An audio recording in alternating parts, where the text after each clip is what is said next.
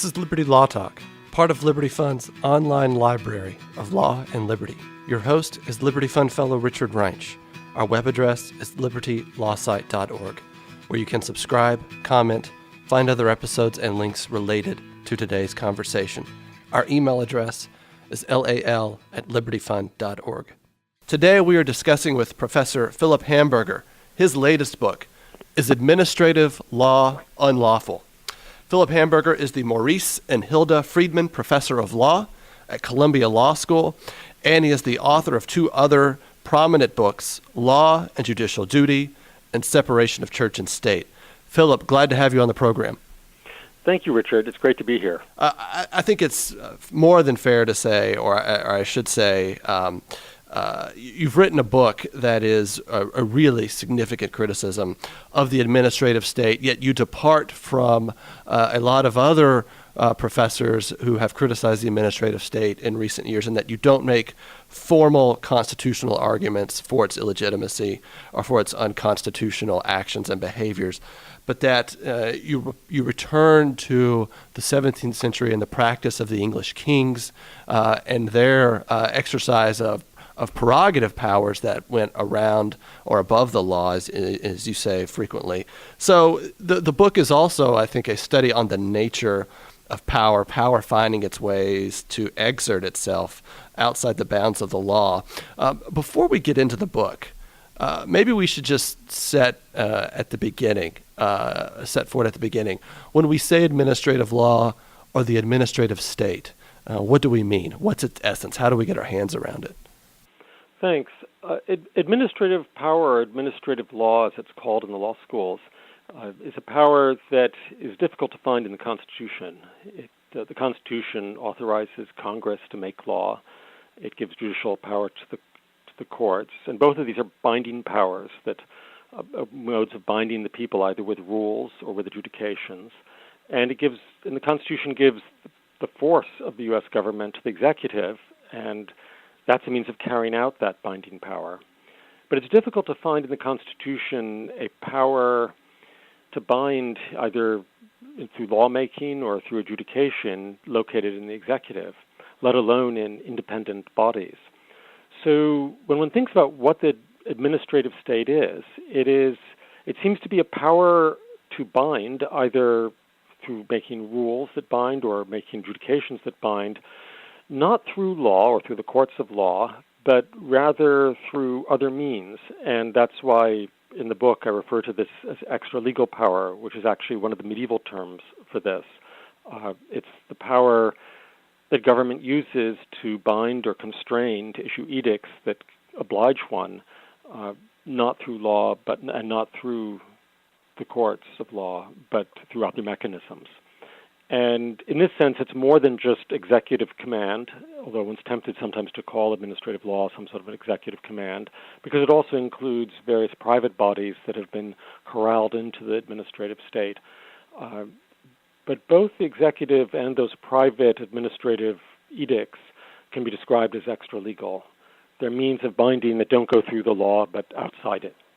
Well, when we think about the administrative state, and a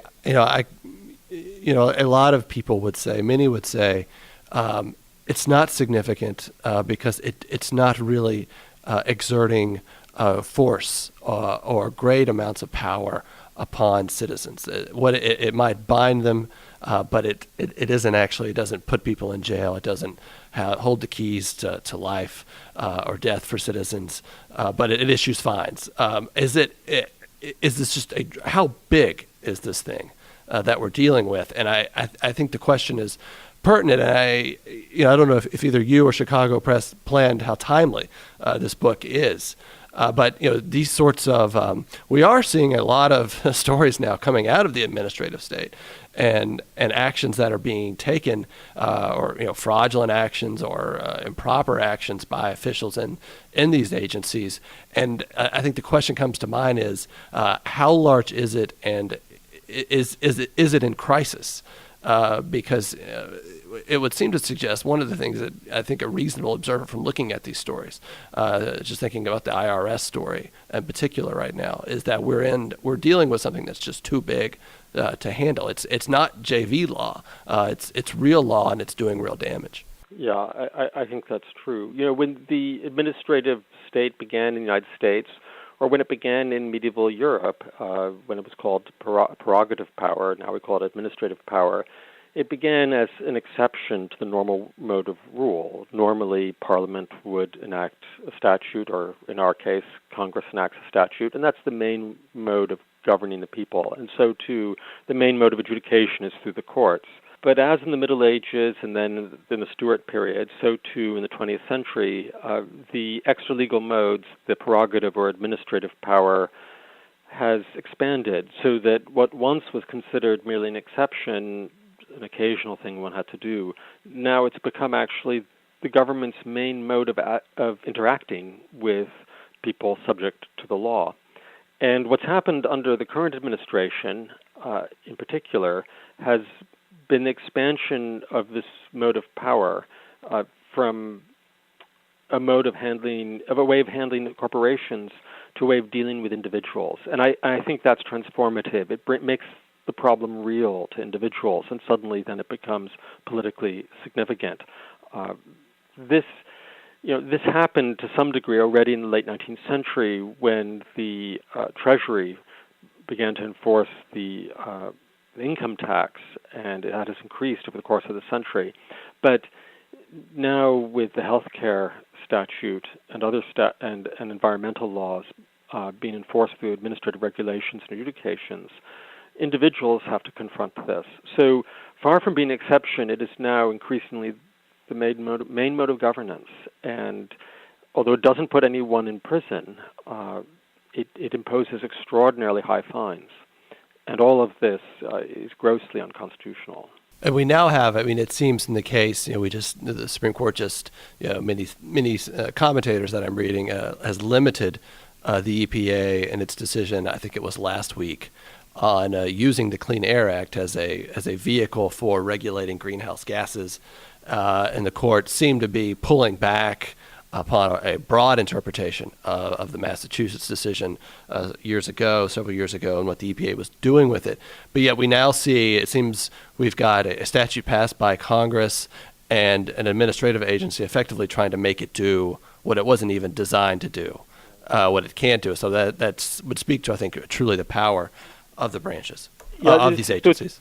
Yeah, it's interesting. This actually is not new. Already in the Middle Ages and in the Stuart period, kings said, look, we often have statutory authority for what we're doing with this prerogative power. For example, Henry VIII had authority in the Statute of Proclamations for issuing binding proclamations, what we would call regulations. But the kings went out of their way to emphasize that they didn't really need this, that they could act on their own, and they could go beyond parliamentary authority. And so, too, for much of the century, advocates of administrative power have hinted that, this is a sovereign power in the state. It doesn't necessarily come from the people, and it can go beyond the authority that comes from Congress. So it seems to be inherent in this mode of power repeatedly over the past 1,000 years that it stretches beyond any legislative supposed delegation or authorization. And this degree of choice, of discretion that the administrative or extra-legal lawmakers have is actually a source of so many of the problems that we see in the newspapers. The newspapers, in your prior question, you had picked up on the on the scandals that we see, whether in the VA and the IRS and so forth. But the scandals actually are almost an inevitable part of this sort of power because it is so hidden from public view that those who exercise it feel very, very little accountability. And the real scandal actually is not the abuse of this power, but that this sort of power exists in the first place. That's the real abuse. Let me ask you, and I want to help the readers understand. Your book, as I said at the beginning, you aren't making formal constitutional arguments. So this is not a long discussion of the delegation power, the delegation debate or controversy, or judicial deference, and the way that federal courts have allowed the administrative agencies to operate without a normal review, a strict review of what they're doing. Although you do kind of weave that in. you repair back to the 17th century practices of the English monarchy and the ways they were trying to act outside and above the law. Just talk more about that. Why is that significant to us as Americans living with this thing, the administrative state? So actually, although the legal arguments may not look like the sort of narrow arguments one finds in briefs, this book actually is making a legal argument, a constitutional argument that is based in the history. And one of the foundations of the book is that if one simply looks at constitutional arguments of a formal sort, one loses the sense of why they matter, and one loses a sense of what is the danger. So I'm not making an argument from original intent, but rather from what I call almost a sort of constitutional version of original sin. I'm asking, what is the danger that constitutional law developed in order to prevent? And in that sense, I'm trying to lay the structural groundwork for the constitutional arguments. So, if you think about the 1,000 years of constitutional history from Middle Age, 1215 Magna Carta to the present or so, the constant tension is the struggle between, on the one hand, absolute power, the extra-legal power that kings or other rulers exercise outside the law, governing outside the law, and on the other hand, attempts to force them to rule through the law, that is, through acts of the legislature and the courts of law. And Magna Carta already is engaged in this sort of struggle and trying to beat back the absolute power. The due process statutes, there are first statutes to mention due process in 1354 and 1368, are aimed specifically at what we would call administrative adjudication, in fact, prerogative adjudication, when a king and his council, in other words, not in the courts of law, but in irregular, what we call executive tribunals, would try to hold people to account. Merely calling them to answer questions was considered a violation of the due process of law. And this matters because it shows that constitutional law developed precisely in order to defeat extra-legal or prerogative or administrative power. The standard justification for administrative power is that it is a modern sui generis thing, something that didn't exist in the past. It is a modern pragmatic response to the modern nature of our complex nature of our society. And from this perspective, it is sociologically necessary, and it's constitutionally non-problematic because the Constitution couldn't have anticipated this power. So although it didn't authorize it, nor did it forbid it. Well, that turns out to be simply wrong. If you have a very truncated history, and you just look back to 1887 with the beginning of the Interstate Commerce Commission, then you can say this is a modern thing and it wasn't barred by the Constitution. If you recognize that administrative power actually is simply an extension, a revival of, indeed a continuation of the old prerogative power, that it is something that has continued for 1,000 years and just has popped up its head once again, crawled out of the grave, if you will, in the past century, then one can recognize it as something that pre-existed the Constitution, and the Constitution most centrally forbade. Constitutional law develops in the 17th century precisely as a final response to the threat of extra-legal or prerogative or administrative power. And so when the Star Chamber is abolished and the Court of High Commission is abolished in 1641, and just at the beginning of the English Revolution, it's a way of putting an end to all prerogative, all absolute power, all extra-legal power, all this irregular power done not through the law and through the courts. I'm glad you worked in the progressive understanding or justification for the administrative state, and really the growth of federal power overall, with the rise of industrialization, the power of big corporations, right, and the market just fundamentally changed and all of that. Because I guess when I hear progressives, I think of elites, and so I want to ask you a couple of questions here around this theme. How do German sources and thinking about law contribute to this development of the administrative state in American law? But right, also, that's a good question. But also this point about elites, because there is an argument in your book that somehow the administrative state is an attempt to claw back power from people, from the majoritarian democratic process, the political process, and to invest it back in themselves, because we don't want to let this populism stuff or whatever get out of control. The democratic branches start to work, we want to actually be able to steer things, and that also figures into the administrative state. Right. So let's start with the Germans and then move on to the question of class. Those, because they are, as you suggest, closely linked. So if administrative power really harks back to the pre-constitutional era of kings, how did it end up back in America? And the answer is that it came back, oddly enough, through Germany. The English in the 17th century and Americans in the 18th century adopt constitutions that are designed to bar any extra-legal or prerogative power, and this is clear in a whole host of ways. We need to go into in detail now, but it was the chief accomplishment of these Anglo-American constitutions. But on the continent, they hadn't had revolutions, not successful ones. And on the continent, the old prerogative power persisted. And in the 18th century, the Prussians, with a sense of scientific advancement, turn their old personal prerogative kings into the administrative bureaucratic power of the state. And this sort of power that Hegel assumes and very nearly celebrates. And so, in fact, it's the Germans, and particularly the Prussians in the 19th century, who are the leading theorists of what they increasingly call administrative power or absolute power. And many Americans, thousands of Americans, go over to Germany to study. They feel sort of provincial in the United States, and hear the Germans talking about their scientific study of law. And so Americans go over there, study this stuff at the source, and then come back and teach it at our universities. Now, how does this connect to the progressives? Well, the progressives largely are disappointed with American politics. They're very uncomfortable with the hurly-burly character of elected representative bodies.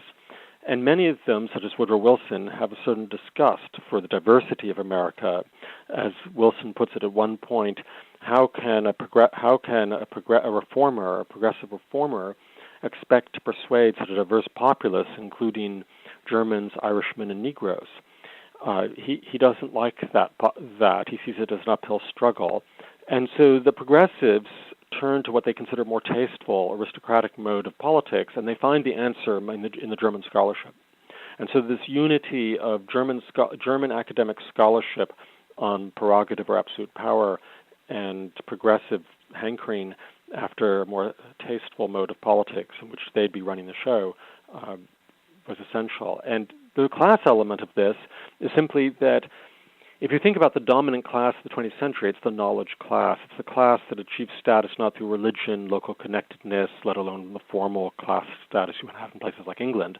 It's rather the class that satisfies itself about its identity and status by going to school and getting degrees. And this class dominates administrative power. And so one can see a lot of the success of administrative power politically as being connected to the rise and dominance of this class. You make the point in the book, if I remember correctly. We see growth in administrative power closely on the heels of significant enlargements of the franchise. Yes, it's really rather curious and disturbing, isn't it? So when one looks at the expansion of the franchise in America, it is intimately connected with the rise of administrative power shortly thereafterwards. Tom West has made a similar argument, and I hope I pursue it in more detail, but he's the one who first noted this connectedness, and it's very worrisome because it's, if you look at when we get the right to vote for blacks, well, about 15 years later in 1887, you get the first administrative federal commission. The expansion of suffrage to women in 1920, 1930s, around 15 years later, you get the expansion of administrative power. And again, when you look at the civil rights laws of the 1960s and the expansion of the right to vote then for blacks, and then again, around 15 years later, you see this administrative state take off. There is a very disturbing relationship here. So maybe I'll come at this in a different way. Jerry Mashaw at Yale, among other scholars, has argued that the administrative state. I'll be cute here and say it's as American as apple pie. It's been with us from the beginning. It's not a subversion of the American constitutional order, but something we've kind of always done, maybe not in the same, it's not ever been as large or as pervasive, but it's something that we've always done. I'm curious to get your response there. Where is he going wrong? Or is he wrong? Is he right? But that still doesn't justify it. We've just need to actually get our history right. This is about as American as Bismarck. Jerry Mashaw's book tries to stretch back the history of administrative law, and that's a good thing. It's older than 1887. Of course, he doesn't look back to Europe, which is where he should look, but rather looks in America, and he stretches it back to the 1790s, where he finds little hints of it, he thinks. Unfortunately, I think for his thesis, his argument is based on conflating two different types of executive acts. There are executive acts that are entirely within executive power, that do not involve edicts that bind, and then there are executive acts that bind, that are really exercises of binding lawmaking or adjudicatory power. And these latter binding acts are very difficult to find in early American history. In fact, it's quite astonishing how careful early Americans were to avoid exercising this sort of power in the federal government. So this is actually a standard mistake for decades. Defenders of administrative power have looked back and pointed out all sorts of things like distributing pensions and other government benefits and said, aha, there's evidence of administration. Well, if you use the word administration so broadly as to include any operation of government, why then, of course, you'll find precedents for it and it looks legitimate. But the key constitutional question here is the power to issue edicts that bind, and that the Constitution places that in Congress and the courts, not in the executive. And executive edicts that purport to bind are simply unconstitutional, and it's very hard to find them. It's very, very hard to find early examples. The examples that he does find that seem strongest actually turn out not to concern domestic power, but the use of licensing along the shoreline or on cross-border matters. So those turn out not to be useful precedents. In short, I think a simple conceptual confusion pervades that alternative argument. And one of my goals is to sort that out, to make clear that we have to look at what the binding edicts, not the everything that the executive happens to do. We can't just call everything. So he is power. Mashaw forgetting that even if an executive officer acts with discretion, the key is really looking back to Publius's point about separation of powers being about the prevention of tyranny. Mashaw is forgetting, or maybe not being clear about, the administrative state is the use of all three swords in one hand ultimately. Right. So I think it comes down to really a failure to understand what the constitutional problem is. If you think that administrative power includes everything that involves administration in a loose sense, you have prime precedence. If one focuses on the power to bind, and because you think about what the core legislative power, legislative power really essentially involves is the power to bind people, to issue an edict that's legally obligatory. And we think what courts do, they issue orders that are legally obligatory. That power to oblige, to bind, is what's at stake here. And when focuses on that, one gets it. As to your question about discretion, yes, there are different types of discretion. Not all discretion is bad.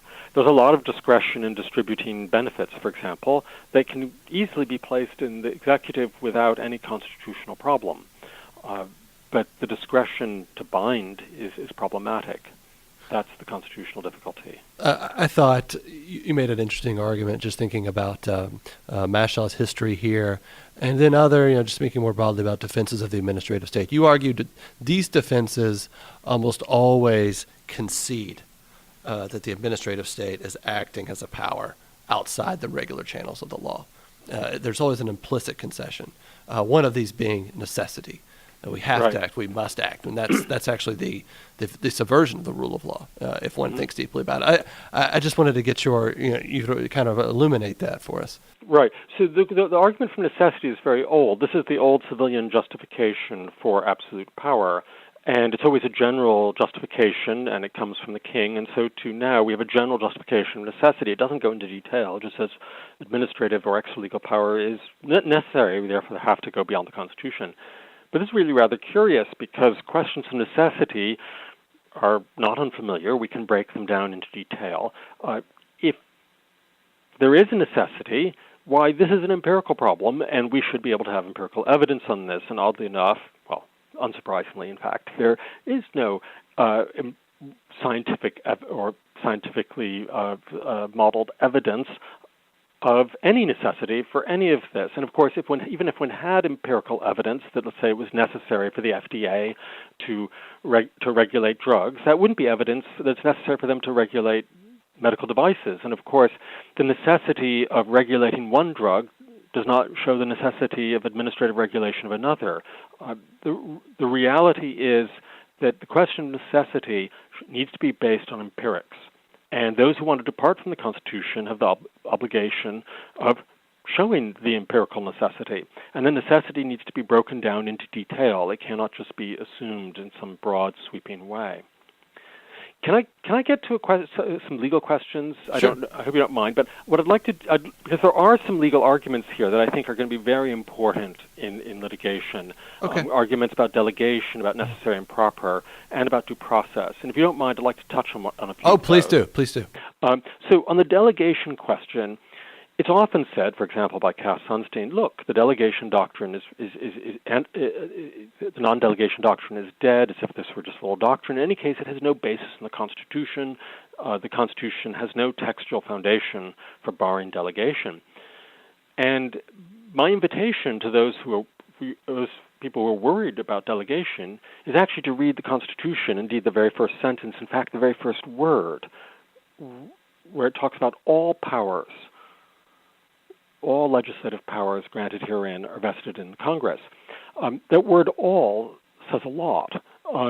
Because if all legislative powers granted by the Constitution are vested in Congress, then they can't be elsewhere. The Constitution expressly bars subdelegation. It isn't really delegation, subdelegation of legislative power.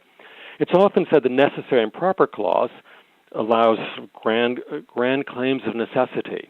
And people have tried to fight this back. Gary Lawson has nobly fought back on this by noting that it's necessary and proper, and much of this is not proper.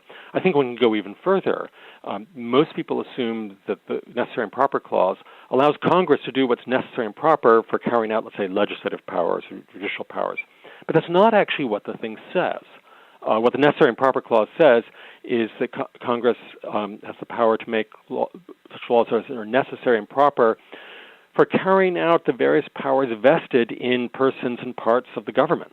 In other words, the word vested in the necessary and proper clause ties these powers to the parts of the government where they've already been vested, and so they cannot be rearranged. So I would imagine Sunstein's point would be that all powers are vested in Congress, but there's no bar to them to a transfer or to a delegation of those duties. Right. It's permissive but not exclusionary. Right.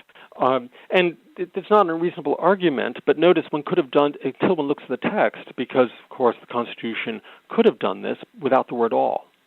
The word all serves no function unless it's barring the relocation of these powers.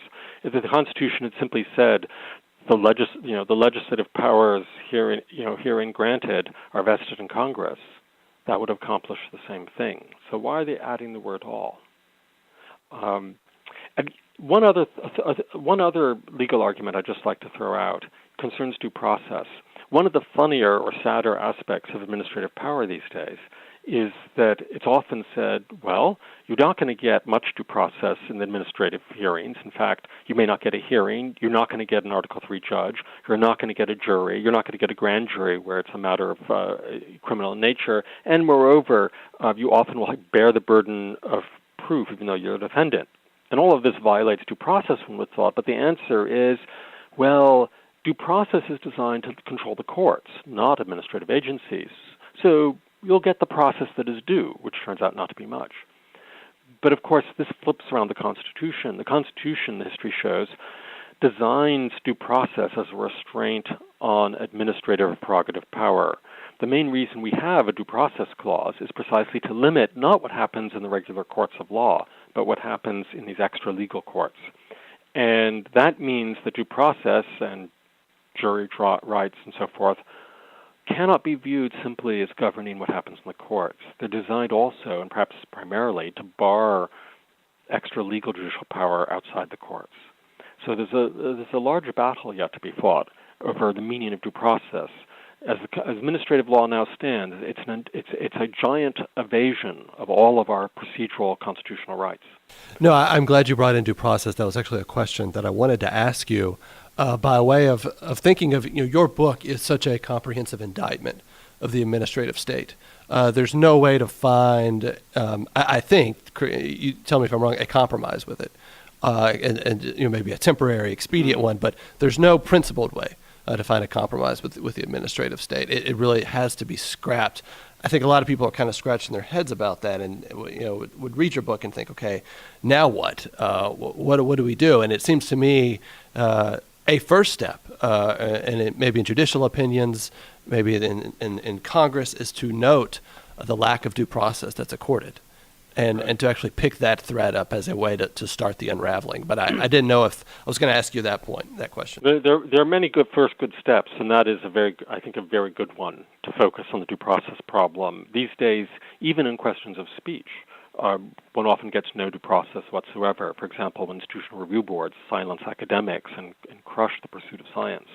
There's no lawyer, there's no accusation, there's no hearing, and no appeal. And this sort of thing should attract litigation. But there are many avenues to be taken. So, for example, the judges nowadays will defer to administrative interpretation. In other words, they're deferring to the legal position of one of the parties, the most powerful party.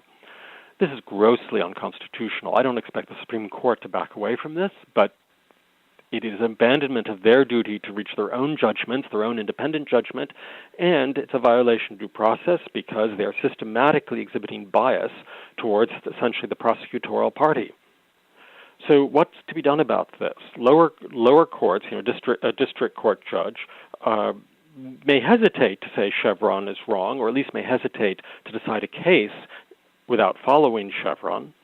But although judges may be bound to follow precedent, they are also bound to be honest about the law. And so in their opinions, if they're honest, they are free and indeed, I think, obliged to say that although Chevron, they must follow Chevron in reaching the decision, this is a violation of due process and an abandonment of the duty of a judge. In fact, there's an interesting question as to whether one set of judges on the Supreme Court can ask their fellow judges to give up their independent judgment and thus the very nature of their office, whether it can ask them to exhibit systematic bias against the legal position of defendants, because that's what Chevron does. So lower court judges have a role in this, if not in their holdings, at least in their opinions, laying out honestly what the law is. So there are going to be many approaches to this. There isn't going to be one big cure, but there has to be some pushback. Otherwise, we'll be almost entirely governed outside the parameters of what the Constitution established, and that, as we've seen increasingly, is disastrous. Now, let me ask you the provocative question here. So the point would be maybe putting the defenders of the administrative state in the position where they have to say, as Eric Posner and Adrian Vermeule said, the Madisonian system failed. That is right. To say, you kind of retake the high ground, the constitutional ground, and then they have to argue, in effect, bring into light what they're actually doing. Well, what does it mean to say the constitutional system failed? That's an empirical claim, and it would have to be defended empirically. And of course, one failure in one spot doesn't show a more general failure. That can't be supposed. We acquire the administrative state, we acquire all this extra legal power, actually through the desire of a class that has an elevated view of itself on account of its education to free itself from the hurly-burly character of American representative politics. Now, is that a necessity? Maybe they felt it as a necessity, but an elite power grab is not really what seems persuasive as a question of necessity. So I think the burden is on those who want to show the necessity, and that requires a lot more evidence than we've seen thus far. Thus far, it looks like something much more shady than some abstract point of that necessity in modern times. And one of the goals, my book cannot delve too deeply into the question of what the next step is, but towards the end, it does try to explain the way in which this is not such an impractical proposition to go back to rule through law. The standard justification of administrative power is it's rule of law, it's been authorized by law, but we actually should have a system of rule through law and through the courts of law, and that's plausible. I'll just give one example to explain what I mean. The FDA licenses drugs and devices, and one would have thought this is important because it protects us from all sorts of harms through bad drugs and bad devices. But first, note that over the last 10 years, they have licensed, on average, I think 23 new drugs every year, which means that this is not an overwhelming burden of decision-making. They could very easily collect the data, make recommendations to Congress, and once a year recommend to Congress that it engage in the actual acts determining what's allowed and what's not. So the power can go back to Congress. And when you add to this that the FDA has a predisposition to forbid rather than allow because they're afraid of some deaths, the net result is that, in fact, they're standing in the way of development of drugs that may be essential to the lives of not just a few people, but hundreds of thousands, if not millions of people. And so the real point of insight will come, actually, I'm afraid, when we have a disaster, when, for example, we have an epidemic, and there are no antibiotics because the FDA has prevented the development of sufficient new antibiotics. That's when we'll realize all too late that, in fact, the administrative state has a much higher cost than anything it could save us from. Bringing it back to Congress, I think is significant, and that's maybe a point for us to end on, because the point of Vermeulen and Posner, the Madisonian system, failed, and the idea that where I think lends credibility to that argument, maybe not in the way they would want, is that Congress has actually willingly accepted this and colludes in the administrative state power because it relieves them of the burden of accountability, and it relieves us of self-government. We transfer this over. Congress can claim credit for big policy initiatives, but let them largely be developed and enforced by the administrative state. They're off the hook, and they get to embarrass these guys when something happens, like the IRS scandal that we're going through right now, or something along those lines. But yet, it's curious to me how just watching the hearings, these guys come in from these agencies. They don't fear Congress. It doesn't seem to me. They don't really think they can do much to them. I mean, they hold incredible constitutional power. They're reluctant to use it. But I guess to me that's what's most troubling here. Is it seems that self-government has just been rendered impotent, and we just, even our Congress, even with the partisan incentives here, has really allowed this to happen, has allowed its own branch's powers to be diminished. Yes, your question brings us back to Tocqueville, who warned against what he called the soft tyranny or the soft despotism of a growing administrative power in the United States, and how it would treat the American people almost like children who depended on their administrative masters to take care of them, and thereby sapped the American people of their political energy and independence. The reality is we don't really know who's controlling whom. The justification for administrative power is that, Congress has oversight and Congress controls, so it is in the driver's seat, and others just carry out its bidding. But actually, so many of the congressmen depend for the re-election on the decisions of administrative agencies, both in spending and in imposing regulations, that it's not always clear whether the congressmen control the agencies or whether sometimes perhaps the agencies control the congressmen. And so we're back to the old 18th century problem of whether perhaps the crown controls the parliament, or in this case, the executive controls the legislature. My main goal in all of this, I must say, is just the very basic one, just to get the conversation started, and not on the terms set by those who propound administrative power. I don't like calling it administrative law. It's not law. That's a legitimizing name. I don't even like the term administrative. It seems to me the first thing we need to do is to be very candid in our vocabulary and in understanding the problem. This is extra-legal power. It's power that obliges us, that binds us not through law, but running outside it. In that sense, it's extra-legal. And once we can wrap our minds around that, then I think we can begin to see how incredibly dangerous this is and why it has to go. The book is Administrative Law, Unlawful. We've been talking with its author, Philip Hamburger. Philip, thank you so much for your time. Thank you. Thank you very much. It's been a great pleasure. This is your host, Richard Reinsch, and you have been listening to a podcast that can be found at libertylawsite.org, where you can subscribe, comment, and find other episodes and links related to today's conversation. Our email address is lal@libertyfund.org.